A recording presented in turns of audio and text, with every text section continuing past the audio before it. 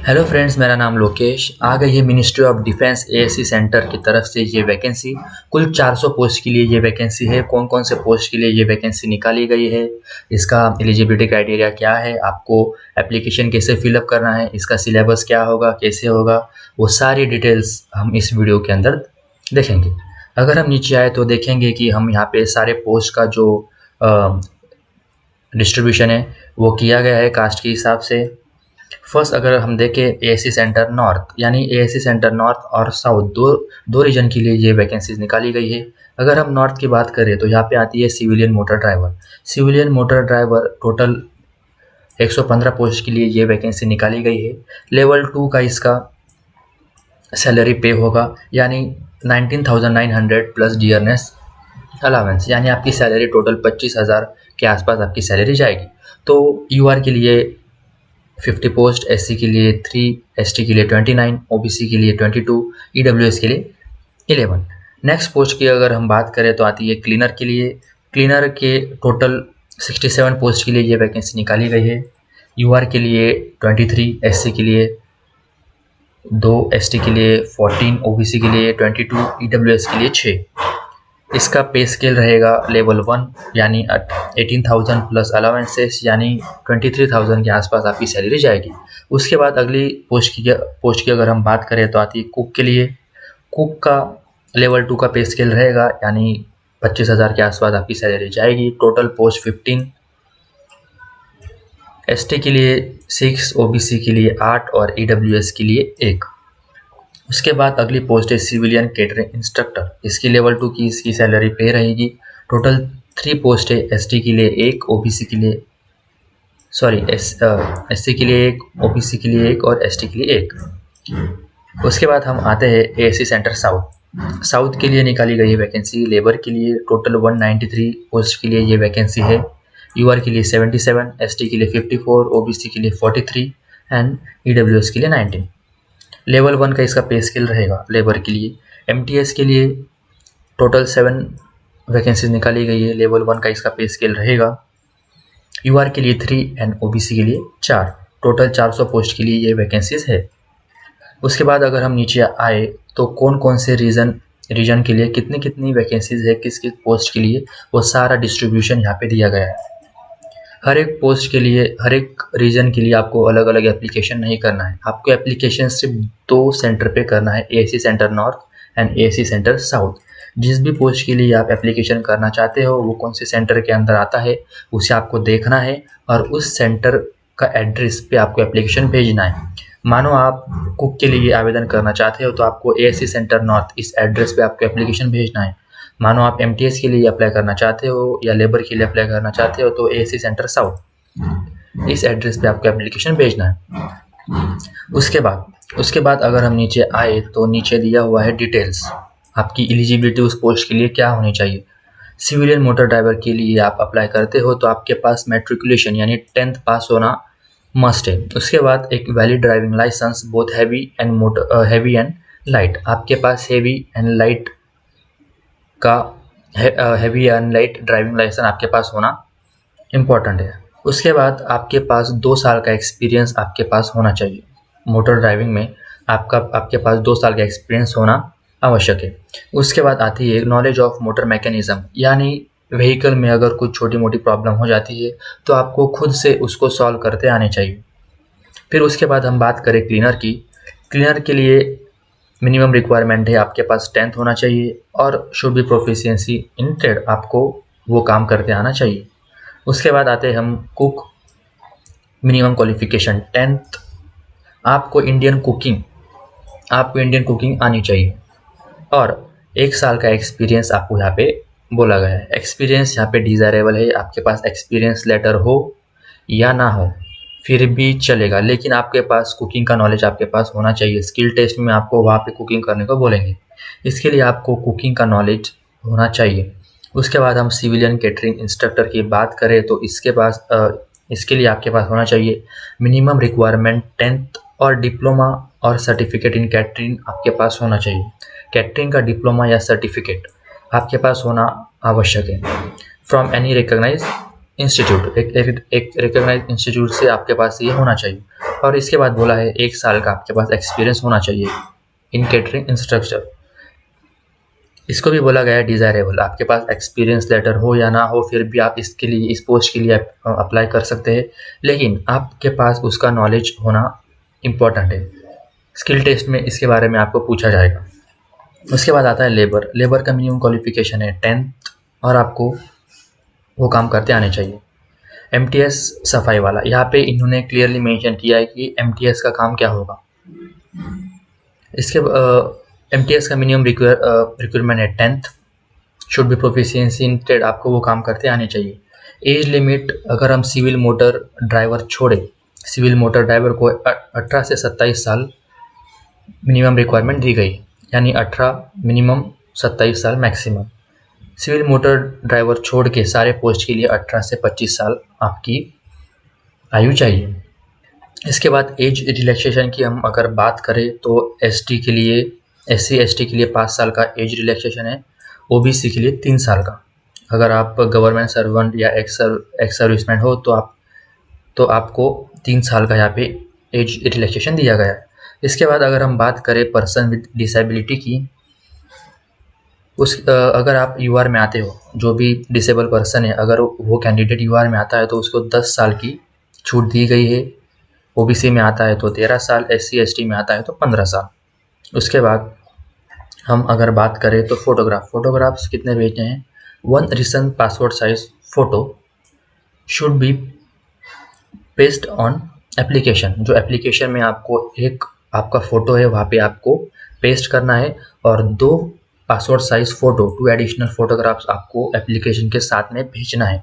एक बात ध्यान रखनी है, फ़ोटो भेजते वक्त आपको फ़ोटो सेल्फ अटेस्टेड करने हैं ऑन फ्रंट साइड, यानी फ़ोटो के फ्रंट साइड पे आपको आपकी साइन करनी है। उसके बाद अगर हम बात करें डिटेल एप्लीकेशन की पूरी जो डिटेल्स है वो नीचे दी गई है, उसके बारे में हम आगे बात करेंगे। उसके बाद अगर हम बात करें तो स्कीम ऑफ एग्जामिनेशन का पैटर्न कैसा होगा, 4 पार्ट्स रहेंगे, reasoning, GA, English and aptitude. Reasoning आपका 25 मार्क का होगा, GA आपका 50 मार्क का होगा, इंग्लिश 50 मार्क का, एप्टीट्यूड 25 मार्क का, कुल 150 मार्क का आपका पेपर रहेगा। 2 घंटे का समय आपको यहाँ पे दिया जाएगा। यह बात भी आपको ध्यान रखनी है कि आपका GA 50 मार्क का रहेगा, इंग्लिश 50 मार्क का रहेगा। उसके बाद अगर हम नीचे आए तो आपका पेपर जो रहेगा वो बायलैंग्वेज, हिंदी और इंग्लिश दोनों में रहेगा, लेकिन इंग्लिश में ही रहेगा। इसके बाद अगर हम सिलेबस की बात करें तो यहाँ पे आपको डिटेल सिलेबस यहाँ पे आपको दिया गया है, इसको एक बार ज़रूर पढ़ लेना ये सिलेबस, क्योंकि अभी अगर मैं आपको यहाँ पे सिलेबस बोलूँगा अभी तो आपको याद नहीं रहेगा, इसलिए ये सिलेबस पढ़ लेना, एक लिस्ट इसकी बना लेना आपको क्या क्या पढ़ना है। सिर्फ आपको बेसिक पढ़ना है, ज़्यादा डीप में पढ़ना नहीं है, क्योंकि ये 10th लेवल की एग्ज़ाम है, ज़्यादा डीप में नहीं पूछा जाएगा, हर एक का बेसिक आपको पढ़ना है। उसके बाद अगर हम नीचे आते हैं तो आपको यहाँ पे बताया गया है कि एप्लीकेशन कैसे करना है। जो हमारा लिफाफा है, लिफाफा के ऊपर हमें लिखना है for the application for the post of, और आप जिस भी पोस्ट के लिए अप्लाई कर रहे हो उसका नाम आपको यहाँ पे लिखना है। मानो आप MTS के लिए अप्लाई करते हो तो MTS यहाँ पे लिखना है कैपिटल लेटर में एप्लीकेशन के ऊपर। और नीचे अगर हम देखें यहाँ पे red ink, blue ink, black ink का जिक्र किया गया है। तो ये क्या है, अगर मानो आपके 10th में अगर आपको 50% या 50% से कम मार्क्स है तो आपको वो रेड इंक से लिखना है। अगर आपको 51% या 51% से ऊपर मार्क्स है तो वो आपको ब्लू इंक पे लिखना है, और अगर आपको 61% से ऊपर मार्क्स है तो आपको ब्लैक इंक में लिखना है। वो कहाँ लिखना है देखो, और कैसा लिखना है। अगर हम नीचे आए यहाँ पे हमको बताया गया है, देखो इस तरह से मानो ये आपका लिफाफा है, लिफाफा के ऊपर आपको लिखना है application for the post of, यहाँ पे आपको लिखना है, मानो आप MTS के लिए अप्लाई करते हो तो यहाँ पे आपको MTS लिखना है ऊपर साइड में। उसके नीचे आपको लिखना है परसेंटेज इन मैट्रिकुलेशन, इतना आपको लिखना है परसेंटेज इन मैट्रिकुलेशन, ऐसा आपको लिखना है उसके नीचे। फिर उसके बाद मानो आपको 50% या 50% से नीचे मार्क्स है, ओके, 50% मानो आपको 47% मार्क्स है, तो यहाँ पे आपको लिखना है 47, ऐसे आपको लिखना है रेड पेन से। आपको ये रेड पेन से ही लिखना है अगर आपको 50% या 50% से नीचे मार्क्स हो तो। मानो अभी अभी आपको 51% से ऊपर मार्क्स है और 60 से नीचे कम मार्क्स है, वो आपको ब्लू इंक से लिखना है। वो कैसे लिखना है देखो, मानो आपको 65% मार्क्स है तो आपको ब्लू इंक से यहाँ पे ऐसे 65% लिखना है। ब्लू इंक से ऐसे 65% आपको लिखना है। अगर आपको 60 सॉरी मिस्टेक हो गई। मानो आपको 51 से 60% मार्क्स है, मानो आपको 55% मार्क्स है, 55% मार्क्स है, वो आपको ब्लू इंक से लिखना है। ये सब 55% आपको मार्क्स है तो आपको ब्लू इंक से आपको लिखना है। आपको 51 मार्क्स हो फिर भी ब्लू इंक से 52, 53, 55, 60 तक के आपके मार्क्स हो तो आपको ब्लू इंक से ऐसा लिखना है। अगर आपको 61 से ऊपर मार्क्स हो, 61 से अगर आपको ऊपर मार्क्स हो तो वो आपको ब्लैक इंक से लिखना है, यानी ब्लैक पेन से लिखना है। मानो आपको 62% मार्क्स हो तो आपको ऐसे लिखना है 62%, यहाँ पे ऐसे। मानो आपको 70% मार्क्स हो तो वो भी आपको ऐसे यहाँ पे लिखना है 70%। 61% से ऊपर मार्क्स हो तो आपको ब्लैक पेन से ही लिखना है। उसके बाद यहाँ पे साइड में आपको ऐसा बॉक्स बना के वहाँ पे आपको आपकी साइन कर देनी। जो भी आपकी साइन है वो आपको ऐसी साइन कर देनी। ऐसा बॉक्स बनाना है। बॉक्स के अंदर ये लिखना नहीं है, ये जो मैं आपको रेड से हाईलाइट करता हूँ ये आपको लिखना नहीं है। ये जो ये आपको लिखना नहीं है। आपको सिर्फ जिस भी पेन कलर से आपको परसेंटेज लिखने बोला है सिर्फ आपको उतना ही लिखना है। आपको सिर्फ यहाँ परसेंटेज आपको यहाँ पे आपको लिखना है और साइड में आपको साइन करनी है बस। और फिर जो भी आपका एड्रेस रहेगा वो एड्रेस के आपको भेज देना है और यहाँ पे फ्रॉम करके तुम्हारा खुद का एड्रेस यहाँ पे नीचे आपको लिखना है। अगर हम ऊपर आए, अभी हम जहाँ पे हमने छोड़ा था, अगर हम आए ऊपर यहाँ पे ये आपको बोला गया। फिर उसके बाद आता है एज प्रूफ, आपके पास होना चाहिए। फिर उसके बाद नो TADA, आपको कोई भी TADA नहीं दिया जाएगा। जो भी टेस्ट होगा फिजिकल, प्रैक्टिकल, रिटर्न, वो आपको कॉल लेटर से आपको बताया जाएगा।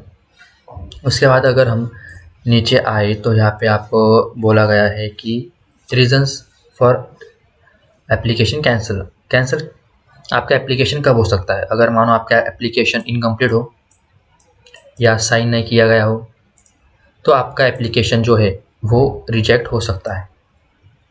अगर आपने जो आप कॉपीज़ भेज रहे हो डॉक्यूमेंट्स की, जो आप जेरोक्स कॉपी भेजने वाले हो, वो सारी की सारी आपकी सेल्फ अटेस्टेड होनी चाहिए। उसके ऊपर नीचे मानो अभी आपका ये आपका मानो 10th का मार्कशीट है जेरोक्स, तो इसके नीचे आपकी साइन, ऐसी आपकी साइन होनी आवश्यक है। हर एक डॉक्यूमेंट पे आपको ऐसी साइन करनी है नीचे, आपकी जो भी साइन है वो आपको नीचे करनी है। उसके बाद अगर हम बात करें, अगर आप पहले से ही डिफेंस में काम कर रहे हो तो आपके पास नॉन ऑब्जेक्शन सर्टिफिकेट होना ज़रूरी है। उसके बाद अगर हम बात करें स्किल टेस्ट, प्रैक्टिकल, यह आपकी बेंगलोर में ही होगी। जितने भी टेस्ट होने, skill test, practical test, return test, medical examination या कुछ भी हो, ये आपके बेंगलोर में ही होगी। इस बात की आपको ध्यान रखनी है। उसके बाद अगर हम नीचे बात करें डॉक्यूमेंट्स टू बी अटैच, कौन कौन से डॉक्यूमेंट्स आपको अटैच करने हैं। आपको एजुकेशन क्वालिफिकेशन, यानी आपका मार्कशीट 10th का जो भी आपका एजुकेशन क्वालिफिकेशन हो। फिर उसके बाद आता है एक्सपीरियंस सर्टिफिकेट।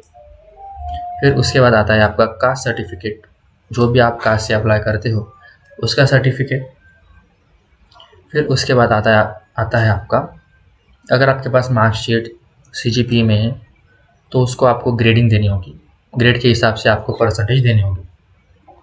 उसके बाद हम अगर नीचे आए तो उन्होंने कहा है ASC सेंटर का जो डिसीजन होगा वो फाइनल होगा। ये बात पे हमें ध्यान देना है।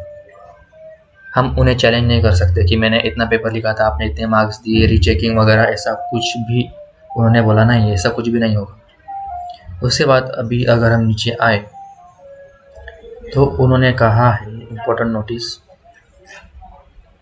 परफॉर्म ऑफ एप्लीकेशन, उन्होंने यहाँ पे परफॉर्म ऑफ एप्लीकेशन दे दिया है। अगर आप हाथ से लिखना चाहो तो ये एप्लीकेशन आप प्रिंट करवा लेना। ये जो परफॉर्म आप एप्लीकेशन दिया है वो प्रिंट करवा लेना और ये सारा कैपिटल लेटर में फिलअप करके दे देना। अगर आप टाइप करना चाहते हो तो फिर भी आप ये टाइप कर सकते हो, सारा टाइप करके आप दे देना। लेकिन मेरी मानो तो टाइप करा हुआ बेहतर रहेगा, उसमें कोई भी स्पेलिंग मिस्टेक के चांसेस नहीं है, या आपकी हैंड राइटिंग मानो थोड़ी ख़राब है, उनको समझने में प्रॉब्लम हो रही है तो दिक्कत हो सकती है। अगर आप टाइप करके भेजोगे तो हैंड राइटिंग में कोई प्रॉब्लम नहीं रहेगा, उनको समझ में आ जाएगा। तो इसका मैं परफॉर्म आप एप्लीकेशन जो है मैं डिस्क्रिप्शन बॉक्स में पिन कर दूंगा। अगर मानो आप टाइप करना चाहते हो तो मैं वर्ड फॉर्मेट में भी डिस्क्रिप्शन में पिन कर दूंगा। ऐसा कैसा उठा के सिर्फ यहाँ पे आपको आपका डिटेल जो है वो टाइप कर देने। आपके पास मोबाइल है फिर भी आप मोबाइल से कर सकते हो, ऐसा नहीं है कि इसके लिए कंप्यूटर या लैपटॉप या साइबर ही चाहिए, आप खुद से भी ये कर सकते हो, इतना कुछ डिफ़िकल्ट नहीं है। उसके बाद अगर हम नीचे आए तो यहाँ पे उन्होंने दिया है चॉइस। ये चॉइस 3 चॉइस आपको आपके हिसाब से देना है। अगर आपका सिलेक्शन हो जाता है तो आपकी पोस्टिंग आपको कहाँ चाहिए, वो आपको 3 चॉइस आपको देने हैं। इसीलिए ऊपर जो लिस्ट दी गई है, ये जो लिस्ट है ये उसी के लिए कि आप चॉइस कर सको आपको कहाँ आपकी पोस्टिंग चाहिए। इसीलिए आपको वो सारे डिटेल्स आपको दिए। उसके बाद अगर हम नीचे आए फिर आता है एंक्लोजर। उन्होंने क्या क्या बोला है, two self attested photograph, name and father's name on the back side of photo. उसके बैक साइड पे आपका और आपके पिता का नाम, दोनों का नाम उस पर लिखना है और आगे आपकी साइन करनी। 1 सेल्फ एड्रेस एनवलप डली fix with appropriate postal stamp. Self address envelope यानी छोटा लिफाफा जो आता है उसे टिकट चिपका के आपको अंदर डाल देना है। मानो ये आपका छोटा लिफाफा है, ये छोटा लिफाफा, यहाँ पे 2 का एड्रेस डालना और यहाँ पे आपका एड्रेस डालना, आपका जो भी एड्रेस है, और यहाँ पे टिकट चिपका के आपको भेज देना है। Self address copies of certificate, जो भी आप सर्टिफिकेट भेज रहे हो, जो भी जेरोक्स कॉपीज आप भेज रहे हो वो साइन किया हुआ होना चाहिए, ये बात आपको ध्यान रखनी है। अगर हम नीचे आए तो ये फ्रंट लिफाफे पे क्या लिखना है वो सारी डिटेल्स मैंने आपको बता दी है। उसके बाद अगर हम नीचे आए तो बस इतना कुछ, ये EWS के लिए है, कुछ नहीं, इतना कुछ नहीं है। अगर आपके पास EWS का सर्टिफिकेट नहीं है तो आप इसका इस्तेमाल कर सकते हो, इसके लिए ये दिया गया है। लेकिन आपको इसके ऊपर डिस्ट्रिक्ट कलेक्टर की साइन लगेगी, signature with seal of office name designation, यहाँ पे आपको दिया होगा, उसकी साइन आपको लगती है। ठीक है। तो ये फॉर्म में इतना जो भी था मैंने सारा आपको बता दिया है। मानो आपको कोई भी प्रॉब्लम हो तो आप कमेंट बॉक्स में लिख सकते हो। एप्लीकेशन कैसे फिलअप करना है सारी प्रोसेस में नेक्स्ट वीडियो में आपको सारी इन्फॉर्मेशन दे दूँगा। आपको फोटोग्राफ कैसे अटैच करने हैं, क्या क्या लिखना है, वो सारी डिटेल्स में अगली वीडियो में आपको बता दूँगा। धन्यवाद।